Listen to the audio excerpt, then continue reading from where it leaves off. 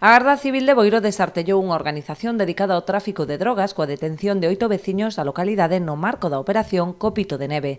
A investigación iniciouse a principios do pasado verán, tras ter coñecementos axentes da existencia de varios puntos de venda de estupefacientes que desataron a alarma de veciños e residentes neses barrios. As pescudas levadas a cabo pola Garda Civil permitiron identificar os compoñentes da organización, 6 homes e 2 mulleres, todos eles veciños de Boiro.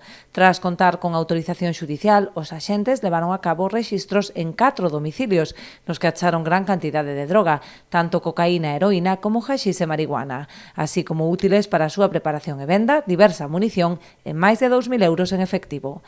A Garda Civil procedeu entón á detención dos 8 implicados, acusados dun delito de tráfico de drogas e doutro de pertenza a grupo criminal. Xa foron postos a disposición do xulgado de primeira instancia de Ribeira, que decretou o ingreso en prisión do líder da organización.